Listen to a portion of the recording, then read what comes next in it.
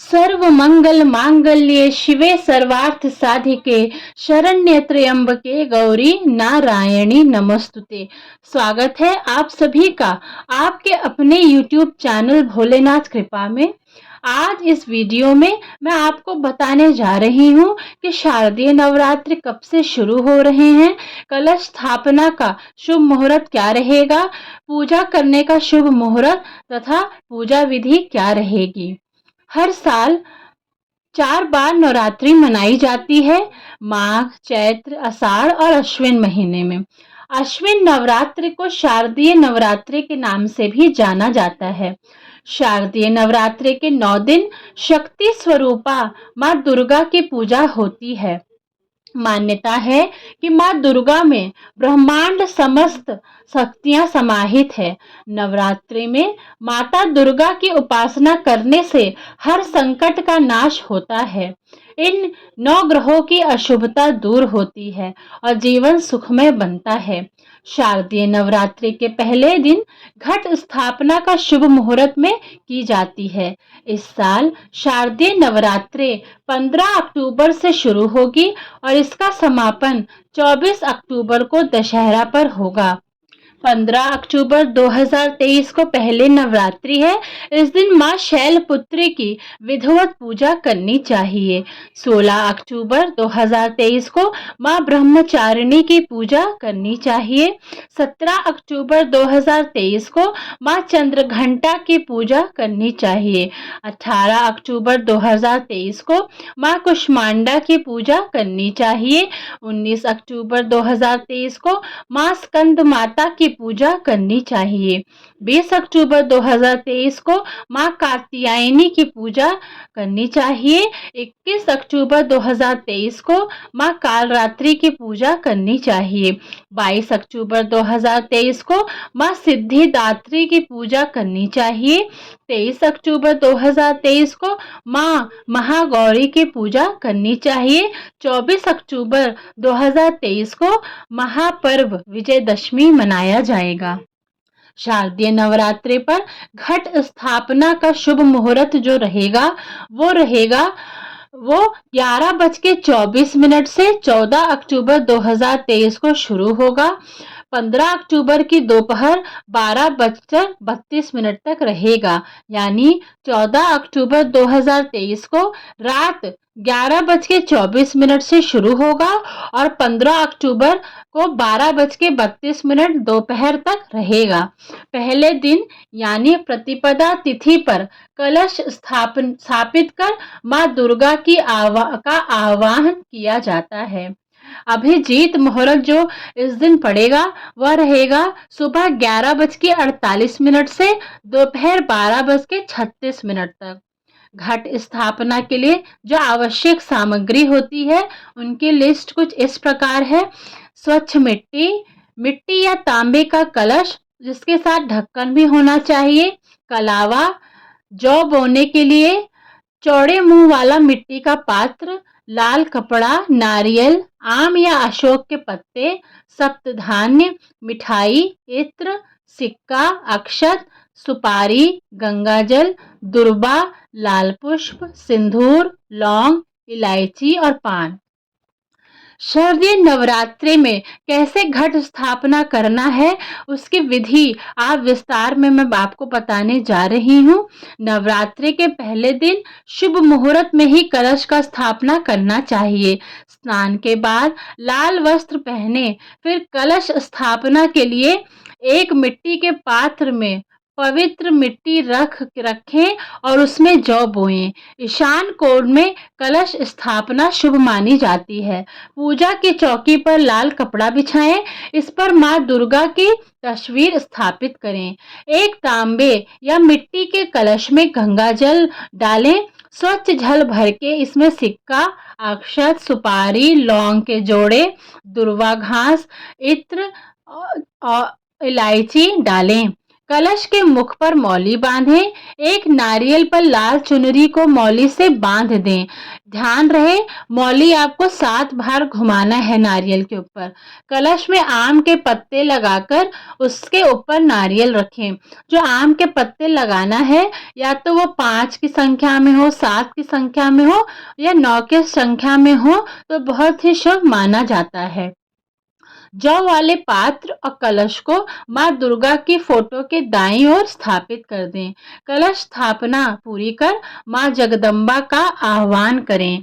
प्रतिदिन जब आप नवरात्रि के दिन 9 दिन उस पूजा करेंगे, तो जो आप जिस पात्र में आपने जौ उगाया है, उसमें थोड़ा थोड़ा जल डाल के उसे सींचे, ताकि बहुत ही सुंदर जौ उसमें उगे। नवरात्रि पर्व पर माता की आराधना के साथ ही व्रत, उपवास और पूजन का विशेष महत्व है। जिस प्रकार नवरात्रि के 9 दिन माँ दुर्गा के अलग अलग रूपों की पूजा की जाती है, उसी प्रकार इस 9 दिनों में माता के प्रत्येक दिन के अनुसार भोग या प्रसाद अर्पित करने से देवी माँ सभी प्रकार की समस्याओं का नाश करती हैं। नवरात्रि का पहला दिन यानी माँ शैलपुत्री का दिन, इस दिन देवी माँ के चरणों में गाय का शुद्ध घी अर्पित करने से आरोग्य का आशीर्वाद मिलता है तथा सभी व्याधियां दूर होकर शरीर निरोगी हो जाता है। नवरात्रि के दूसरा दिन जो रहता है, वह माँ ब्रह्मचारिणी को समर्पित है।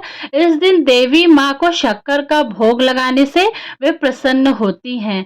इस भोग को देवी के चरणों में अर्पित करने के बाद परिवार के सदस्यों में बांटने से सभी की आयु में वृद्धि होती है।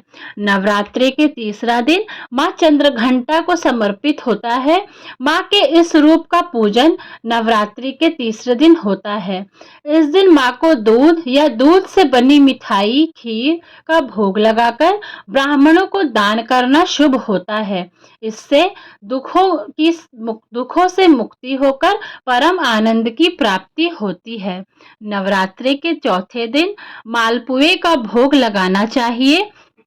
इस भोग को मंदिर के ब्राह्मण को दान करना चाहिए। ऐसा करने से बुद्धि का विकास होने के साथ साथ निर्णय लेने की शक्ति भी बढ़ती है। नवरात्रि का 5वां दिन माता स्कंद माता का दिन होता है। इस दिन माता जी को केले का नैवेद्य चढ़ाना बहुत उत्तम होता है। ऐसा करने से आपको उत्तम स्वास्थ्य और निरोगी काया की प्राप्ति होती है। नवरात्रि के छठे दिन देवी माँ को शहद का भोग लगाना बहुत ही शुभ माना जाता है। इस दिन शहद का भोग लगाने से मनुष्य की आकर्षण शक्ति में वृद्धि होती है।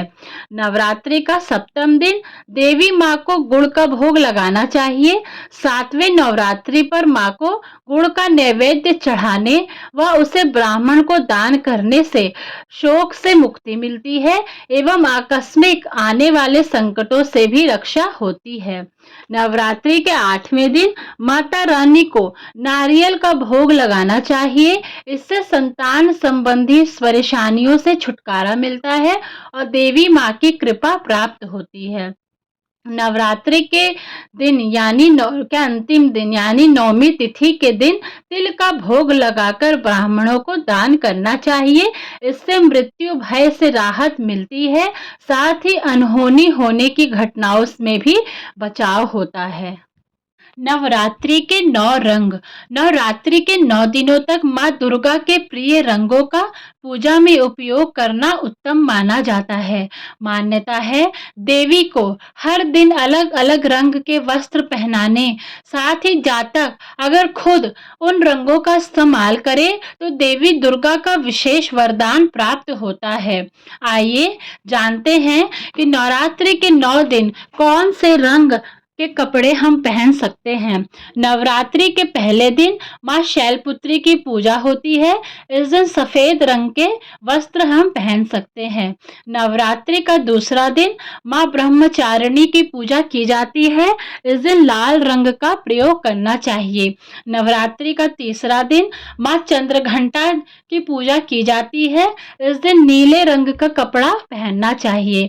नवरात्रि के चौथे दिन माँ कुष्मांडा माता माता की पूजा की जाती है।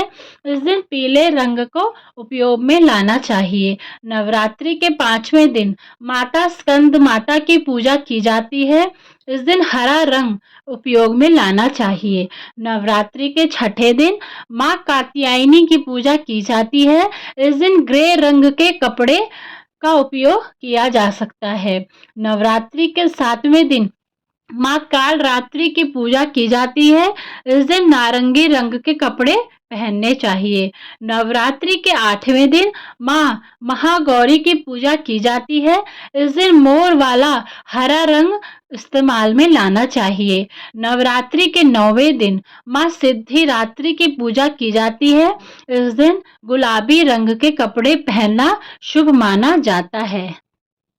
कन्या पूजन अष्टमी या नवमी तिथि के दिन किया जाता है। इस साल अष्टमी तिथि जो रहेगी वो 22 अक्टूबर 2023 को है। इस दिन माँ महागौरी का पूजन, कुल देवी की उपासना और कन्या पूजन करने का विधान है, जो कि बहुत ही शुभ माना जाता है।